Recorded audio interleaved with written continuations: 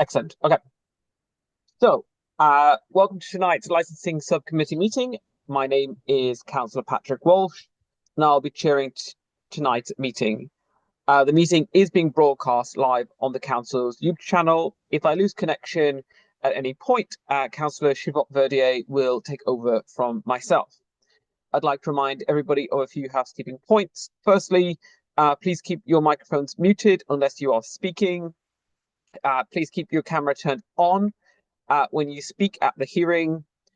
Please note that the chat function has been disabled. If parties wish to add any additional information other than that at their allocated time, they must use the raise hand function so that they are not missed. I also will ask members to keep their questions and comments brief and to the point. So, moving along to agenda item 1. Apologies for absence, and I do not have any apologies, but I think we can. Have we got Councillor Alfonso with us now? Lorraine.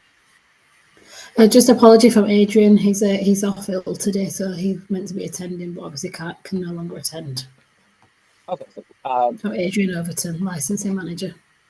Yep, that could be noted, and it could be noted as well for Councillor Alfonso's absence on this occasion as well. So, moving along to item 2, declarations of interest. Do any members have any declarations of interest they wish to make? No, Chair. Okay, hearing none, we shall move along to item 3, Capital Theatre at Westfield London Shopping Centre, Ariel Way, London, W12 7GF. I'd ask every participant to introduce themselves as I call on you. So we should have with us Sue Dowling, the applicant's agent. Yes, sir. Okay, good evening. Then we should also have Amanda Murray, the executive producer and general manager of Kindred Partners. Yeah. Evening. Then we should have Ivan McTaggart and Carl Sido. Apologies if I've mispronounced your names. I'm Ivan. I'm Carl Sido. Good evening to you. And then we should also have with us James Bradshaw. Hello. And we should have Jordan Taylor. That's me. Hello. And then we should also have Anish Ali. Hi. And we should also Adrian's obviously absent. So we've got Lorna McKenna, who I believe is with us. Sorry, yeah, present chair. No worries. And then we should have Emmanuel, the council's legal officer. Present chair.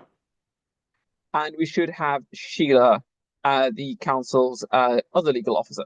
Evening. I just wanted to mention quickly, my camera isn't working right now, so I'm just trying to resolve it in the interim period. So I'd just quickly No mention worries. that. Thank you for letting me know. Chair, and then Councillor Alfonso's just joined us. okay, certainly. Well, good evening, Councillor Alfonso. Good evening. Good evening. And then in objection this evening, do we have Catherine Tomalesli?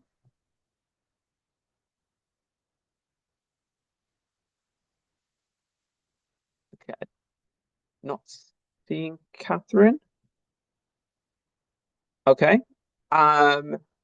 Then do we have George Profunza? Yes, hi, evening. Good evening to you. Right, so the procedure for this evening is that before we consider the application today, I will run through the process. So we will first hear from the council's licensing officer, who will introduce the application. We will then hear from the objectors, and finally we will hear from the applicant themselves. Usually each party will address the committee for a maximum of 5 minutes. Following the presentation by all parties, the committee may ask questions of any party or other person present at the hearing. Except for committee members, no party has the right to ask questions of any other party at any time during the meeting. Following the presentation and questions, each party will be given a maximum of 3 minutes to sum up their case or representation. The committee will then retire for deliberations. Upon its return, I will announce the committee's decision. So, could I ask the council's presenting officer, or legal officer, Lorna McKenna, to present the application? Yeah, thank you, Chair. On the 19th of December 2024, the Licensing Authority received a valid application for a new premises licence in respect of the premises known as the Capitol Theatre, Westfield London Shopping Centre, Ariel Way, London, W12 7GF, which was submitted by Sue Darling of Blandy and Blandy LLP on behalf of the West London Stage Limited, the applicant. The applicant has initially applied for a new premises licence for the following licensable activities, days and times. The provision of plays, indoors only, Monday to Sundays from 9:30am till 1:30am. The provision of films, indoors only, Monday to Sundays 9:30am to 1:30am. Live music, indoors only, Monday to Sundays 9:30am till 1:30am. Recorded music, indoors only, Monday to Sundays 9:30am till 1:30am. Dance, indoors only, Monday to Sundays 9:30 to 1:30am, and anything similar to music and dance. Music or dance, indoors only, Monday to Sundays 9:30am to 1:30am. They are also applying for late night refreshment, indoors only, Monday to Sundays, between the hours of 11pm to 1:30am, and the sale of alcohol both on and off the premises, Monday to Sundays, from 9:30am till 1am, with the proposed opening at times for the premises being Monday to Sundays between the hours of 9am till 2am. There is also a non-standard timings for all activities and the opening times, which is from the end of the permitted hours on New Year's Eve to the start of the permitted hours on New Year's Day. The applicant has proposed a number of additional steps within their operating schedule and conditions attached to the application to promote the four licensing objectives if the application is granted this evening.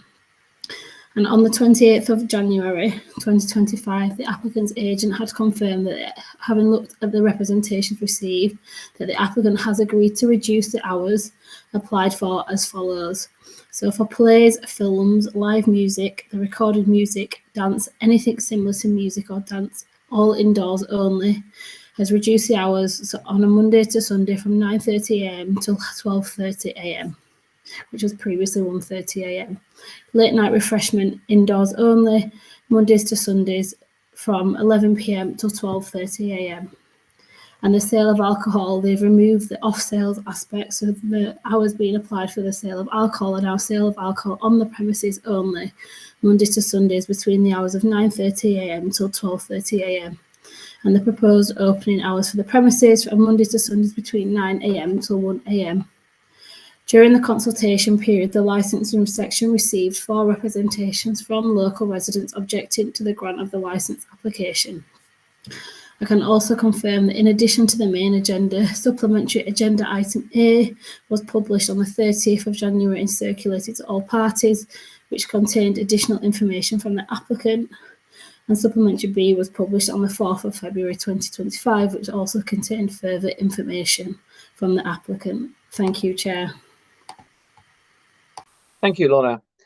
So we'll now move along to the objector. And George, as I can see that you are present, you've up to 5 minutes to speak to make your representation. So over to yourself. Okay, well, thank you so much for the updated information. As a resident living nearby, I do appreciate reducing the hours. So first off, I'm excited about having this open nearby, and I think it's great for our community to have your presence. The main concern, at least from my point of view, is around drunk people in the area after a certain hour. So that's my only objection there. So in conclusion, while I appreciate the reduction in hour, if there's any scope to reduce it by even like maybe half an hour earlier, that would be amazing. Otherwise, I do appreciate reducing it as it is. Then the main concern being the antisocial behavior, which already is a problem even before this started. So I only fear of it being exacerbated. Hope that's been clear. Thank you. Thank you, George. I'm just going to check one final time. Do we have Catherine with us this evening? No. Okay, in that case, we will move along to the applicants themselves. And as George has been given 5 minutes to speak, I will equally award 5 minutes to Sue Dowling to speak on behalf of the applicant. Sue, you have 5 minutes. Thank you very much. Could I just check that the committee has had the opportunity to look through the documentation in the supplemental bundles? Yes. So I don't need to take you line by line through those. So I hope, sir, that you can see from the information that's already been submitted that the application has been formulated with a great deal of care, and the applicant does consider that we've put together an application that meets the key themes and principles set out in your statement of licensing policy. In terms of the venue itself, I think it's quite important to appreciate that this is a sort of an intimate theatre. The audience is going to be around the stage, and it's only going to be 8 or 9 rows deep. Now, I mention this because it affects the sort of behaviour and the whole sort of type of performance, because the audience is going to be so near to the performers, that will dictate the sort of general level of sort of behaviour, as in that they're going to be very near to the cast. It is generally a sort of typical theatre performance type space. There will be the Dirty Dancing, the classic story on stage. I don't know whether you've looked at the links and whether you're familiar with the general story in that production. The building itself is within, or partially within, Westfield. And that, of course, means that it's also within the sort of wider security arrangements of, that apply to Westfield, which has 24-hour security, enormous number of cameras, and also, of course, enjoys brilliant transport links, most of which are on the Westfield side of the A4, you know, away from the local residents on the other side of that A4 road. In terms of risk assessment, very briefly, the applicant's taken great care to discuss matters with Westfield, obviously, we're going to be their landlord, but we've also met with the police, and we met with Metropolitan Police on the 14th of January to discuss the application, the conditions which are offered, which are in your bundle, in the supplementary bundle at pages 52 onwards. And the police were perfectly happy with the conditions that have been offered.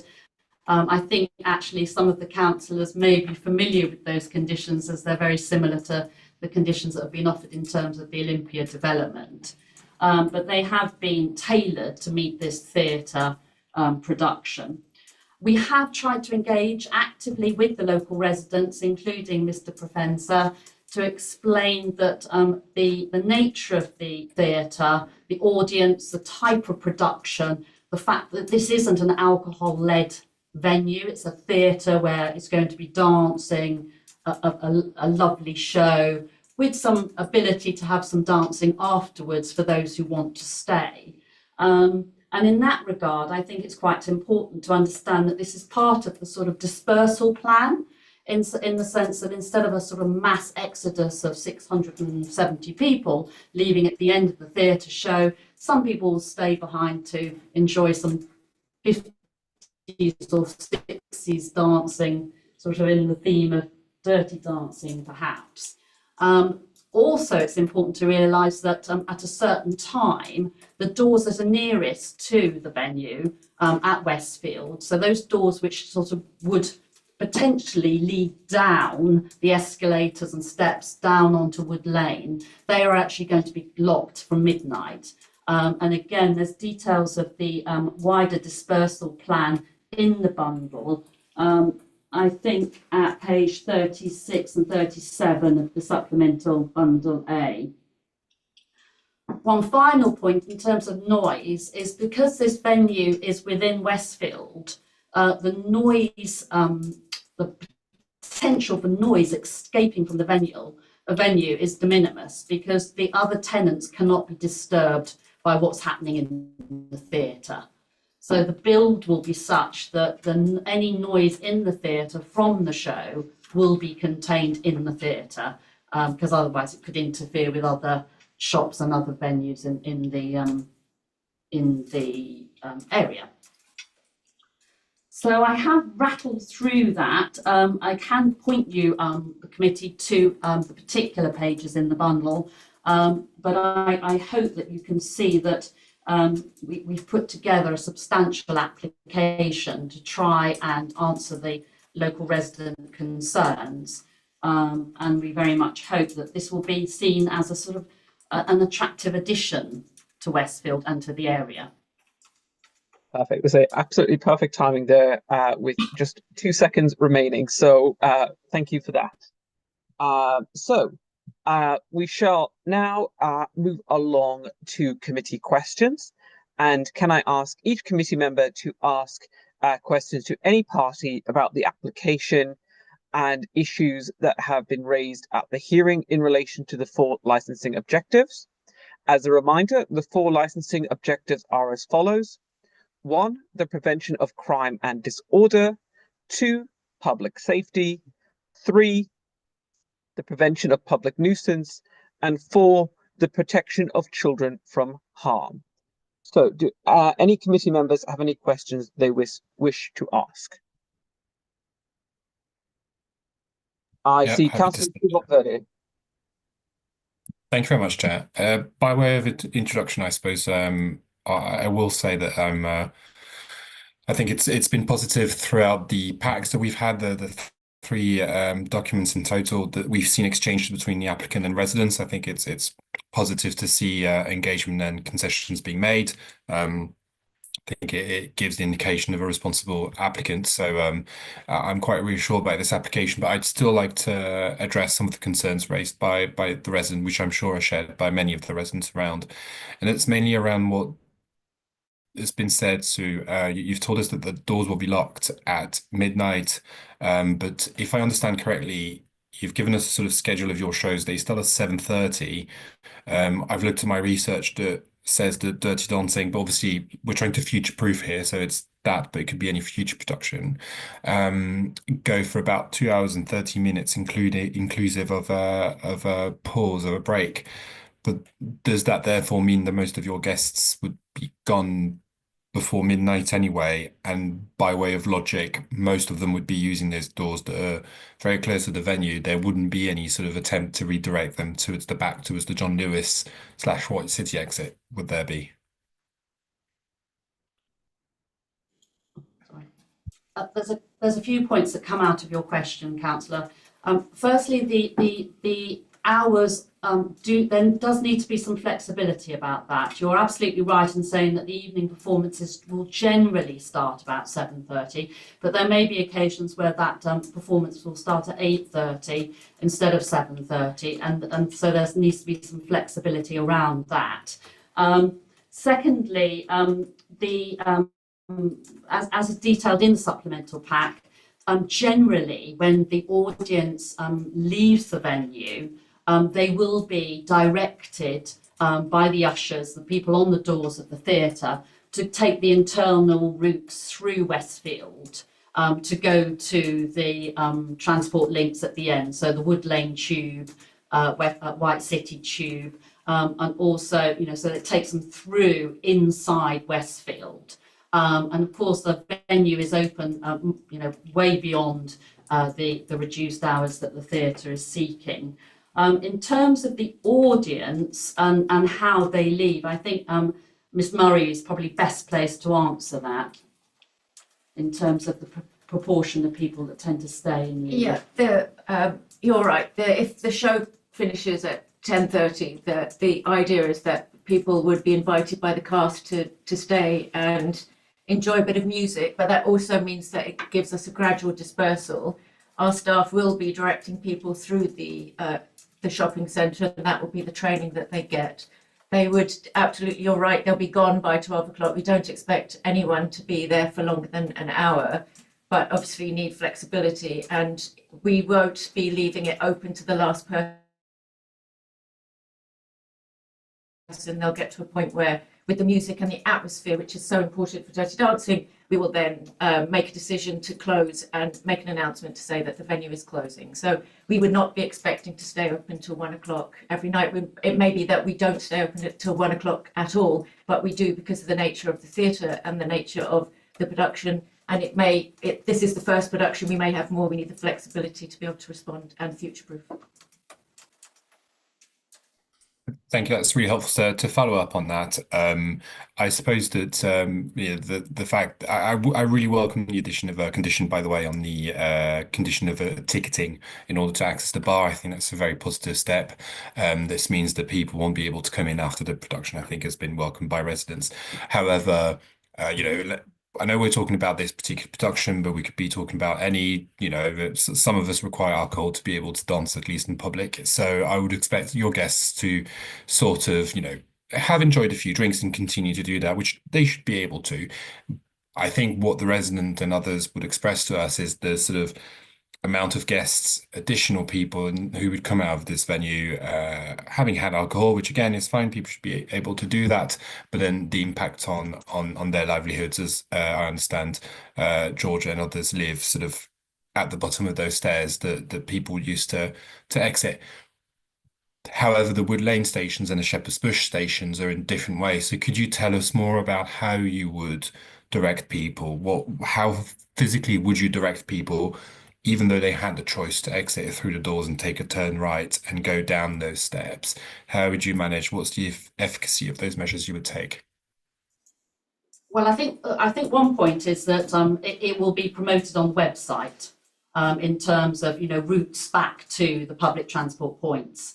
I don't know whether you've had the chance to look at the website, but it's fairly slick. In terms of the Capitol Theatre's promotion of the transport, and then it links into Westfield's wider transport offering.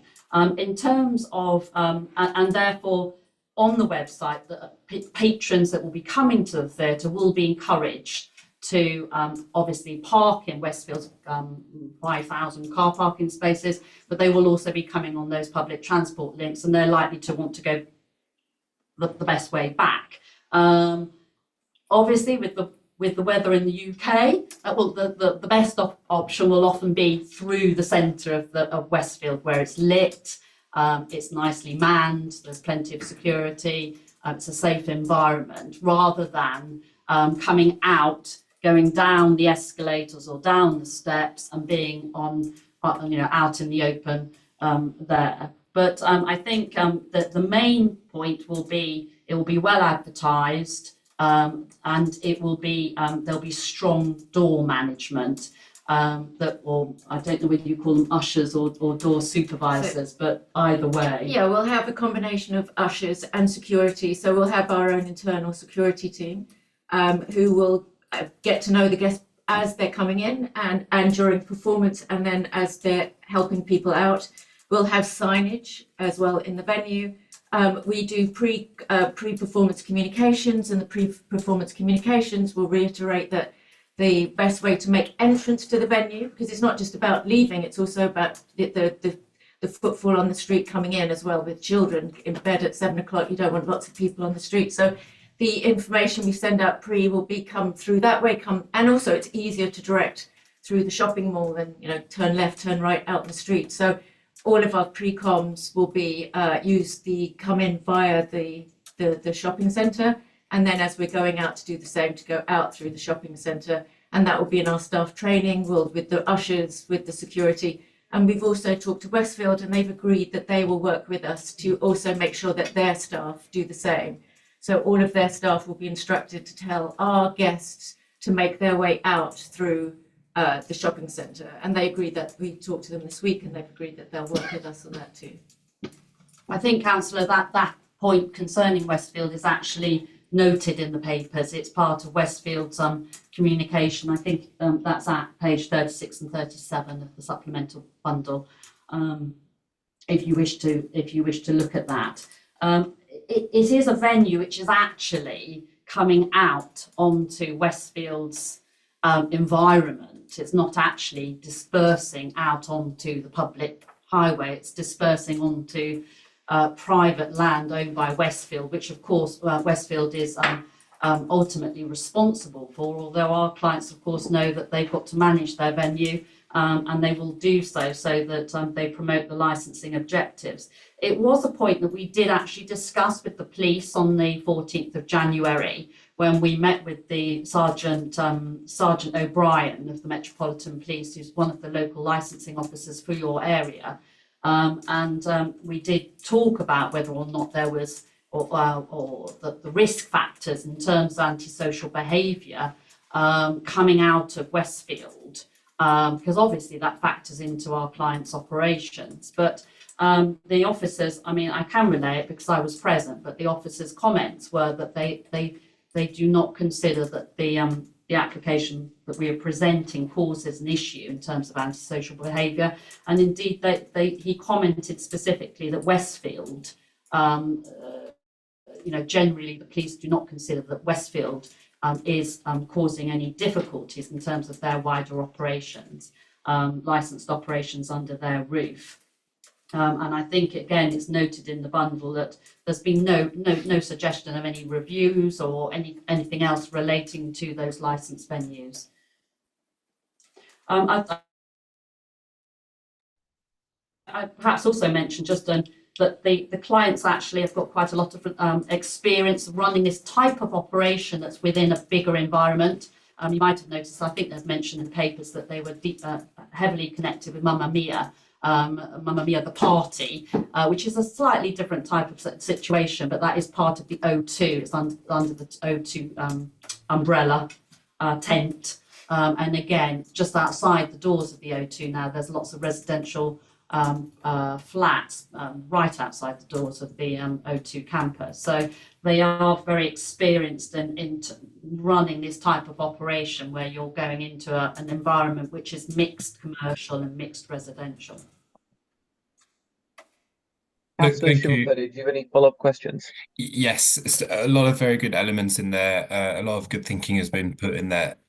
So thanks for mentioning the website. It does talk about Shepherd's Bush Market Station, which physically is the closest station to the venue, and it means that people would go down the route that we've discussed. We're trying to prevent people. So the website actively publicizes the routes we're trying to avoid. I suppose that we want to believe you, but the sort of shepherding of people is something that is in condition. We can't hold you to account. It in the pack. Thank you very much for pointing to pages 36 to 7, but it's still a best endeavour basis, and so we want to understand. Thank you for reassuring us that you actually have stewards, etc. But there were a few mixed signals in there between the pack and what's been said. So to clarify, any mention of Shepherd's Bush Market Station will be taken off of the advertising, as if you go to your website, dirtydancing.stage.co.uk / if you sort of go plan your venue, the mention of how do I get to the theatre by public transport, Shepherd's Bush Market will be removed. You will publicise and advertise Shepherd's Bush, White City and Wood Lane stations. Is that correct? Yes. Brilliant.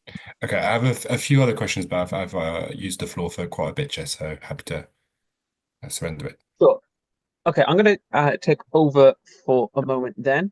My question is to Jordan and potentially to Amanda as well. Obviously, just in terms of the staff and the training that you're going to provide for those that are selling alcohol, could you just elaborate on the kind of training that you'll be providing? For example, training for instances, the Ask for Angela. Could you elaborate on that matter? Both Challenge 25 and Ask for Angela. Ms. Dowling had already mentioned Mummy of the Party, and that's something that we actively have training for over there, and we'll be repeating the same here. Before all staff members, we obviously have our written policies. We go through them with the staff.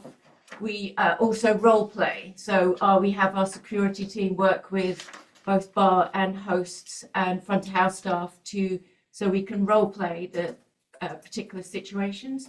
So with Ask Angela, explaining the reasons why somebody would use that, what would happen if you were at the bar or if you were in a cloakroom and someone comes and says that, what would your response be? Who would your immediate line manager be? Who would you go to? So we give them the steps on, obviously somebody like an usher shouldn't be left to just solely deal with that. Who is the line manager? Who's the point person? Is it security? Is it a duty manager? So we go through all of the steps and we write it out. We do a flow chart so they see on each incident where you go. With Challenge 25, we go through the carding. Again, we put a system in place if an usher is concerned about stopping for the moment as people arrive. If security or an usher sees somebody has been drinking, then that is noted to the venue management. That person is then watched. If they go to buy some alcohol, we would actually actively go and speak to them and say that we are not going to serve them. There is an issue where if they get upset, that they may be told that we'll refund their tickets and that they would leave. If not, they are then taken to their seats. They are watched by security and the duty management team. And then as they leave, especially if somebody is particularly inebriated we would never allow that to happen during the show, but if they arrive that way, we would talk to people in the party to deal with it. And then security would work with our duty management to maybe arrange transport home, ring a family friend to get them. But all of our staff will be talked through and we'll write the policies out that they know. I would also say, raising the question of alcohol within the venue, it isn't particularly you've got staff. We don't want our staff working with people drinking too much, because that's not why they're going to work. They're going to work for people to have a great time, as the rest of the audience. And as Sue has touched on, this is a 670 venue, very intimate. So we cannot afford to let anyone interrupt the performance. So again, all of those policies in place from the moment the guests arrive with alcohol, they are watched, not aggressively, but enough that all the duty management know what signs to look out for, that the staff know what signs to look out for, who their next point of contact is. We wouldn't expect anyone, an usher or a bar person to deal with it themselves, but who is their line manager, who is the person who deals with it, and what are those stages in place. Obviously, because we're inside Westfield, if we do have any issues with both Ask Angela and Challenge 25, we would, or anyone who has been drinking, we would obviously, prior to that, we also talked with the local, the Metropolitan Police offered to come in and work with our staff too, to teach them and go through training. But we would make sure that our relationship and with Westfield, that our security team and duty management know who the point of contact is at Westfield, so that when there is an issue, that they can hand us straight to them, the police can be called and it can be dealt with swiftly. And I reiterate, it is not our intention either for staff or audience to have to deal with anyone that is drunk. We Ask Angela, particularly on a show like Dirty Dancing, which is female heavy, and Mummy of the Party, which is also female heavy, to put things in place that we have done, that we will replicate here, that have worked successfully over there, that we will copy and do with Dirty Dancing over at Westfield. Excellent. That's really encouraging to hear about the level of detail that you go into in terms of your training. I just had two follow-up questions to that. Firstly, is that part of the onboarding for every new staff member? Appreciate obviously this is starting off, so this will be kind of everybody gets it at the start, but moving forward into the future, would that form part of the onboarding process? Yes, it's onboarding for every staff member. So as soon as a staff member arrives, so you're right, when you start, you have 40 people, 50 people that you can teach at the same time, but we also obviously have change of staff. So there is a weekly update for the current staff that are in there that are reminding them of the policies in place, what to look out for, and also just to how to deal with, does someone need direction? So it's not just the Ask Angela Challenge 25, it's other issues that you might have within the venue. So that is done weekly. And then new staff members are also taken separately, and the duty management team and security also talk them through the policies and procedures. They ask them questions if there's anything they need explaining. So they go through it in detail, and that's done before anyone's allowed on the floor by themselves. Excellent. So you sort of preempted my second question, which was about the renewal of that training. So I appreciate you say that there's going to be kind of weekly updates, but is there going to be any sort of standalone instances, either, for example, 6 monthly or annually, of the training itself about pursuant of the licensing objectives, Challenge 25, Ask for Angela, and any other sort of best practices? Is that kind of built in, or do you have a planned schedule for that? We will. It is updated because policies change, so we need to make sure that that everyone is aware, and even security issues within, I'm sure within Westfield, there'll be changes, there'll be things we'll have to do. So yes, at the moment, depending, it's every 6 months, but it can be every 3 months, depending on especially the turnover of staff. If you have people who are there longer, you can refresh every 6 months, and then that again includes the role play. So reminding everyone of the role play, and also answering questions or concerns that staff have had during the time, that something that they've watched or witnessed, or something that they've seen that they want to ask a question. There's also, within that training, is also dealing with management of people. So if someone is aggressive, or if someone, how would you handle it? How would you not handle it? How would you? So all of the training will be done and refreshed as required, but it'd be 6 months, and the more turnover, we'd do it every 12 weeks. Excellent. So my final question to yourself is going to be about, can you outline your process for incident logging? Depends on the incident, but Okay. I was going to say that so one of the things that I rigorously do is duty reporting. So every member of management, so security, the duty management, which is the venue management, and the productions management, whenever there's an incident, they note what the incident is. So it's the date, time, people involved, what was the incident, through to the resolution. And we keep those records on file, because that has helped us in the past when there has been, somebody has left, and we've had an issue that we might have had to call the police, or somebody has gone and the next day called in to complain. And because of those records, we've been able to say this was the time, and each of those departments keep a record, because each person sees it differently in terms of how security, by the time security gets that touch point, their version is slightly, that what they do at that point is slightly different to the duty management at their touch point. Their process and what was happening at that point is different. So you can get the trail of what exactly happened. So we have a record. So at any point, someone can ask us, what was the issue? How was it dealt with? And we can keep a record time-wise, and that's kept on file. And that also helps us obviously with our insurance, as you can imagine, and any issues with authorities and Westfield, so that we can also refer to Westfield if at Westfield have an issue with one of our guests leaving the venue. They can come to us, and our reports will tell them if we had an issue, and if there was, how it was dealt with. And that also helps us if there was an issue that we haven't dealt with properly, somebody left who probably should have been, we should have called Westfield and said we have an issue. That then gives us the lesson that in future, in that incident, that means we do call Westfield. So it's also a teaching method for our staff as well. Fantastic. It's great to hear the details on the process that you've lined out. The only follow-up question I have to that is, you mentioned obviously that you've got multiple departments within your organization. Obviously, there's the security team, there's the front of house, there's different teams.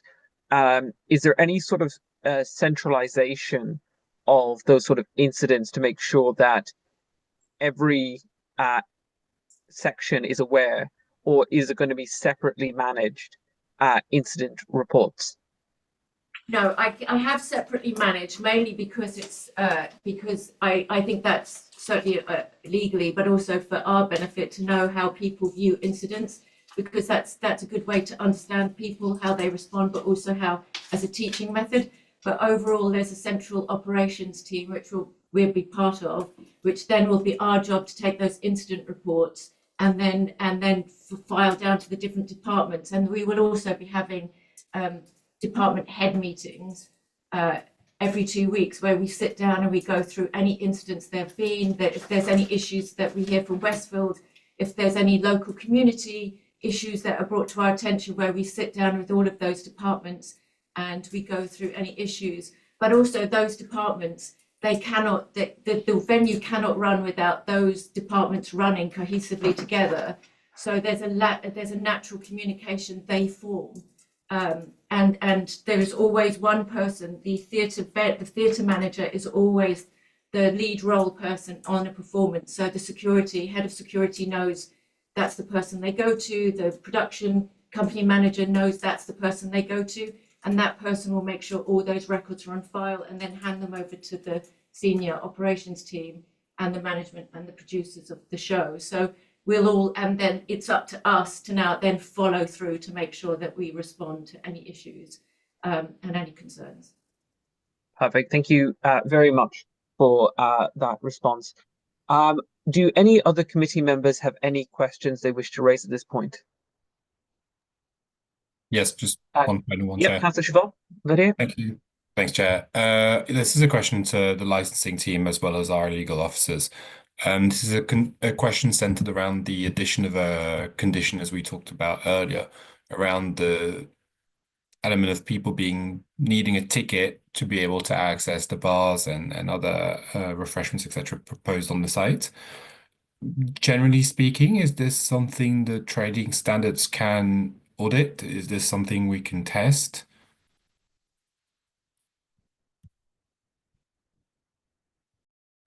I don't know if you want to answer, Emmanuel, or you want me to answer. Can you answer? Because I'm not sure how the trading standards. I think it might be for trading standards, but I'm not sure. Can you? So is the question? Sorry, Councillor. Is the question? Are you asking if there was a condition that only people with a valid ticket for the theatre or whatever performance could enter the licensed premises, licensed areas afterwards? Is that something that can be enforced? Yeah. Yeah, if it's a condition on the premises license, because it's in relation to the licensable activities, so there could be a condition if the applicant agrees that only people with a valid ticket shall be allowed in the licensed area of the premises. So that would obviously include it wouldn't be trading standards that would enforce that. I don't know how the premises would ensure it was something to do with the security and stuff like that. I don't know if the applicant has anything they want to add to that. Yeah, I just want to say, Sue, I can see you've got your hand raised. Do you want to speak?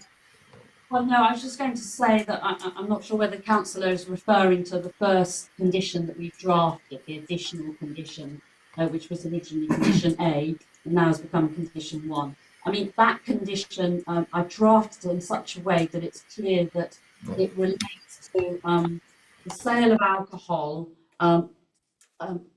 during or after the performance, the evening performance, because you may have a situation, and we don't want to hamper the operation of the theatre.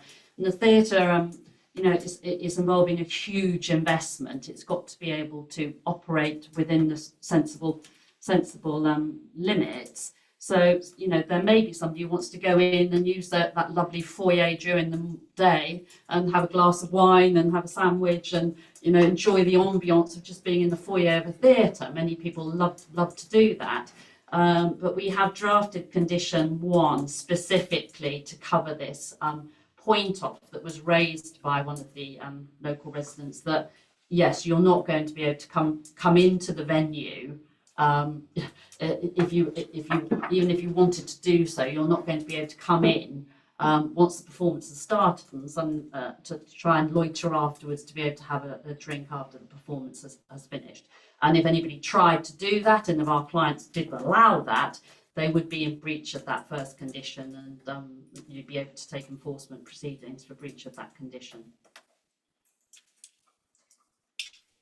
Good, thank you, Chair.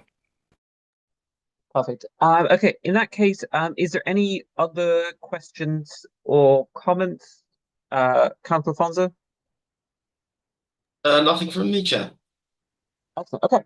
In that case, let's move along to summing up. So, my notes. Lorna, do you have anything you wish to add? No, nothing further to add, Chair. Okay, in that case, we'll move along to George. George, you've up to 3 minutes to sum up if you wish. Excellent, thank you. I do appreciate the amount of concern taken to go for the document and put all this together. And I did notice the diagram on page 38, I believe it is. Actually, no, I'm wrong. On page 28, showing the exit routes through Wood Lane Station and then towards Shepherd's Bush.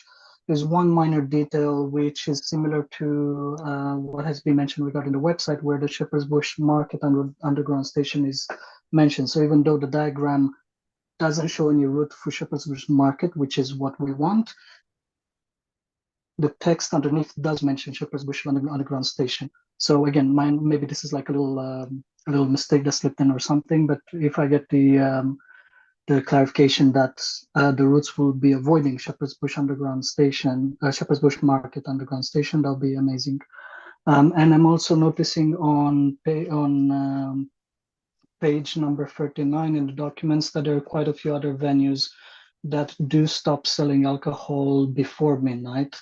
So I'm just wondering if there's any sort of wiggle room to maybe we get another like half an hour earlier on stopping the selling of alcohol at all. That's it. Thank you very much, George. And in that case, we'll move along to the applicants. So Sue, you have up to 3 minutes to sum up.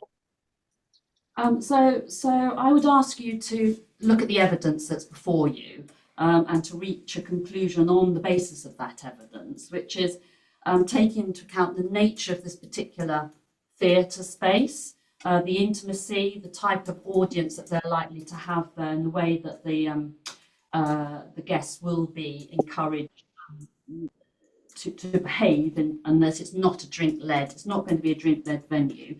We've got the input from Westfield concerning how they will dovetail with our clients' operations, so that when the audience exits from our client's venue, the theatre, and they're going to the Westfield's environment, then again, it's picked up by Westfield's 24/7, 365-day security provision. We've had no adverse comments from the police. In fact, the police seem to be very supportive and were quite complimentary about the conditions that were offered. And in terms of the conditions, the detail that Ms. Murray gave about the actual on-the-ground operations, that is in effect codified by the conditions that we've offered at page 52 of the supplemental bundle, because they are precise conditions in relation to complying with Challenge 25, Ask Angela, and as well as producing a very detailed event safety management plan that will cover all aspects of operation that one would expect for a modern venue of this type, including, all sorts of access, egress, counter-terrorism, all the things that you'd expect to be in a modern operations manual or event safety plan. So I would ask you to look at the evidence before you. We're more than happy to agree to the condition that we omit any reference to Shepherd's Bush Market from the transport literature. And we've also offered some additional matters in the correspondence, including that there will be a bespoke telephone line that local residents can use to contact the theatre if they are concerned about behaviour which they consider is linked to the theatre's operations. So that was something that I think was offered, it's mentioned on page 29 of the supplemental bundle, and again the clients are quite happy for that to be included as a condition on the licence if you consider that that's appropriate. Perfect. Okay, thank you very much. So we will now move along to deliberations. So the committee is going to retire to a separate room. Upon return, I will announce the decision. You are, of course, welcome to remain in the call here, but this may take some time. But a summary decision will be published tomorrow on the council's website. So could I ask the committee members to join me in the separate room for deliberations now?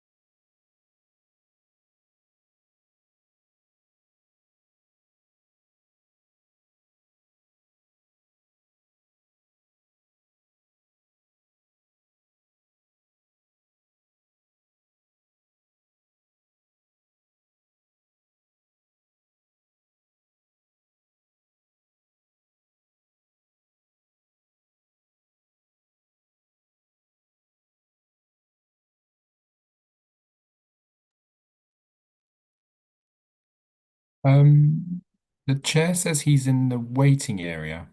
Ah, here we go.